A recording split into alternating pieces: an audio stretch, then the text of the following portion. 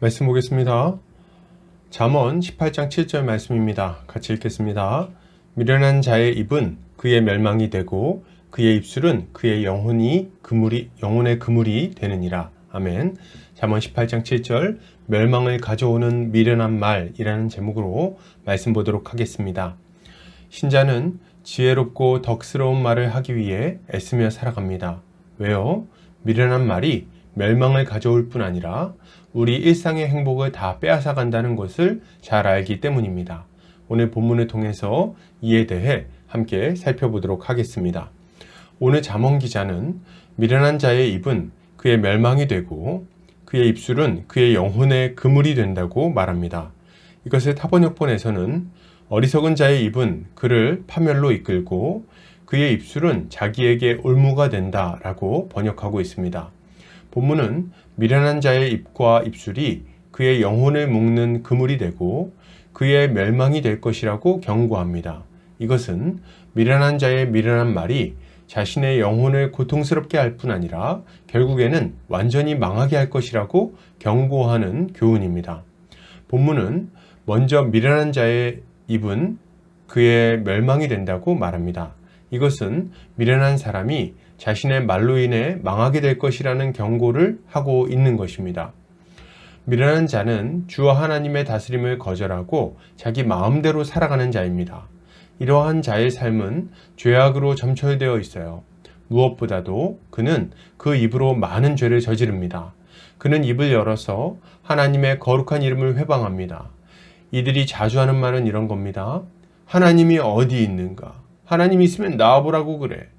이들은 입을 열어서 신자들의 믿음을 비웃고 시험에 들게 하죠. 하나님의 창조를 비웃고 자기의 어리석은 지식을 자랑하곤 합니다. 하나님의 선하심을 부정하고 자신의 의를 내세우는 거예요. 이들은 그 교만하고 교활한 혀로 하나님을 대적할 뿐 아니라 신자들의 믿음을 흔들어대는 겁니다. 이게 다입니까? 아닙니다. 이들은 독사 같은 혀로 이웃들의 평온한 삶을 무너뜨리곤 합니다. 이웃을 비방하고 모욕하는 일을 즐기는 거죠. 무엇보다도 이들의 가장 큰 특징은 거리낌 없이 거짓말을 한다는 겁니다. 이들은 남들을 헐뜯기 위해 거짓말을 하고 남들을 이용하기 위해 거짓말을 합니다. 자기의 허물을 감추려고 거짓말을 하고 자기를 드러내기 위해 거짓말을 하죠. 이들은 이런 거짓말로 다른 사람들의 평온한 삶을 무너뜨리는 거죠. 그러니 이런 자들이 어떻게 하나님의 심판을 피할 수 있겠습니까?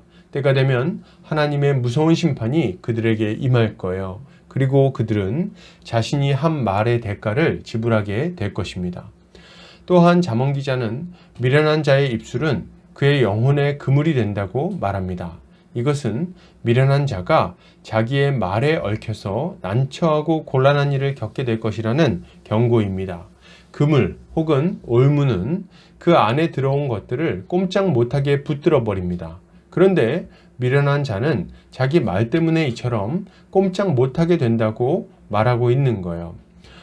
미련한 자는 조금만 지나면 들통날 거짓말로 위기를 모면하려고 합니다. 진실하게 고백하고 용서를 구하고 다시금 진실함 위에서 시작할 생각을 하지 않는 거죠. 그러니 그는 자신의 거짓말에 묶여서 결국에는 망하게 되는 겁니다. 또한 그는 경솔하게 약속하고 발뺌하다가 값비싼 대가를 치르곤 합니다. 이웃에 대한 비방이 들통나서 궁지에 몰리기도 하죠. 미련한 자는 늘 이렇게 자기 말에 발목이 잡혀서 일을 망치고 관계를 망치는 거죠.